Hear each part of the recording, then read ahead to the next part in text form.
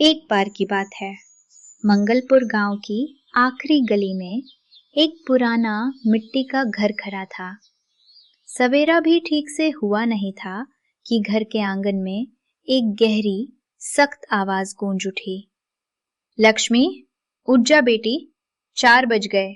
चूल्हा अभी तक क्यों नहीं जला? ये आवाज थी श्याम कुमारी की, गांव की वो सास जिन्हें सब लोहे वाली माँ जी कहते थे। सफेद बाल, तेज नजरें और आवाज ऐसी कि सुबह की चिड़िया भी चुप हो जाती। लक्ष्मी ने आंखें मली, चादर समेटी और चुपचाप उठ खड़ी हुई। जी माँ जी, अभी जलाती हूँ। वो चूल्हे के पास गई, लकड़ियां जलाईं, आग को फूंक मारी। धुआं आंखों में चुभा, पर उसने कुछ नहीं कहा।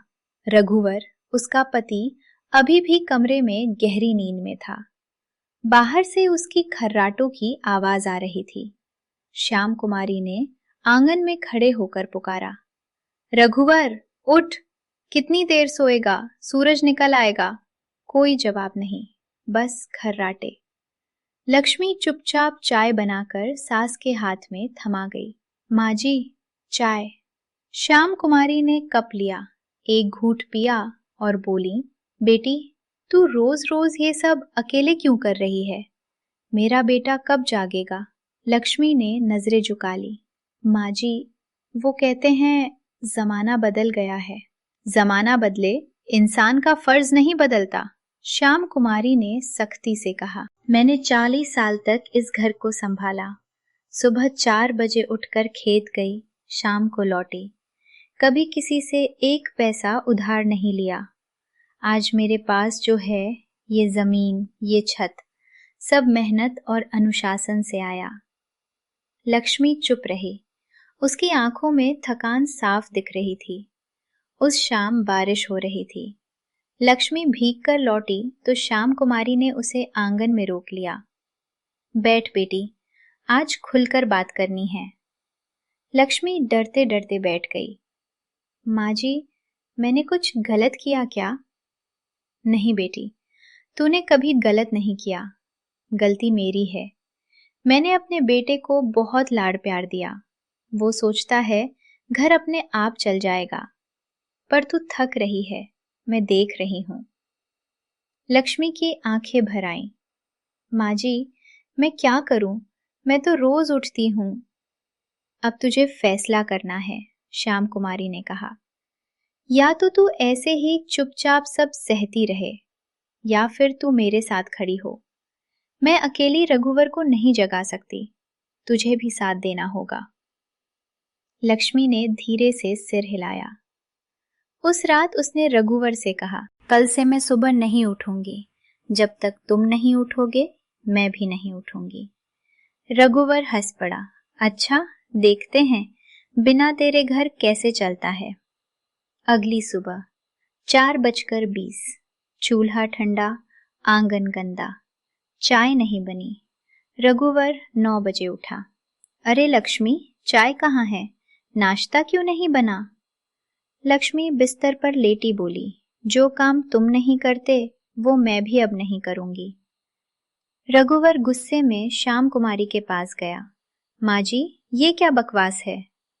श्याम कुमारी ने शांत लेकिन दृढ़ आवाज में कहा, बेटा, अब तू बड़ा हो गया है, घर तेरा है, जो करना है तू कर। हम दोनों औरतें थक गई हैं। पहला दिन मुश्किल गुजरा। रघुवर ने खुद चाय बनाई, कड़वी हो गई। खाना बनाया, जला दिया। शाम को पेट खाली रहा। दूसरे दिन सुबह 6:30 बजे वो खुद उठा, चूल्हे के सामने बैठा। ये कैसे जलता है? उसने खुद से पूछा। किसी तरह आग जलाई, हाथ जल गए। फिर गोबर निकाला, कमर दुखी, पानी भरा, पैरों में छाले आए। तीसरे दिन सुबह 5 बजे वो लक्ष्मी के पास गया। उठो लक्ष्मी, आज से मैं उठूंगा। लक्ष्मी उठी। उसकी आंखों में आंसू थे, पर मुस्कान भी। श्याम कुमारी दरवाजे पर खड़ी चुपचाप देख रही थी। उनकी आंखें भी नम थीं। धीरे धीरे रघुवर का रोज बदल गया। सुबह 5 बजे उठना, खेत जाना, शाम को लौटना, रात को सिर्फ 30 मिनट मोबाइल। अब लक्ष्मी अकेली नहीं थी, दोनों साथ खेत जाते, साथ काम करते, साथ हंसते। एक शाम तीनों आंगन में बैठे थे, हवा में मिट्टी की खुशबू थी। रघुवर ने कहा, माँ जी, पहले मैं सोचता था आपकी सख्ती मुझे बांधती है, आज समझ आया आपकी सख्ती ने मुझे आजाद किया। श्याम कुमारी ने लक्ष्मी का हाथ थामा। बेटी, आज तू थकी नहीं लग रही, क्यों? लक्ष्मी मुस्कुराई, क्योंकि अब मैं अकेली नहीं हूं माँ जी, अब घर में 3 जोड़ी हाथ हैं। श्याम कुमारी की आंखों से आंसू गिर पड़े। उन्होंने धीरे से कहा, अनुशासन कोई जंजीर नहीं बेटी, ये वो डोर है जो हमें एक दूसरे से जोड़ती है। जब तीनों डोर पकड़ लेते हैं तो कोई तूफान भी हमें नहीं तोड़ सकता।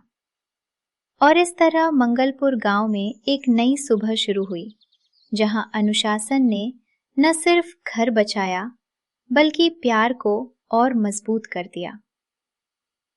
अगर आपको ये कहानी दिल से जुड़ी लगी हो तो लाइक करें, शेयर करें और चैनल को सब्सक्राइब करना मत भूलिए। और याद रखें, घर चलाने के लिए प्यार चाहिए पर बराबरी भी।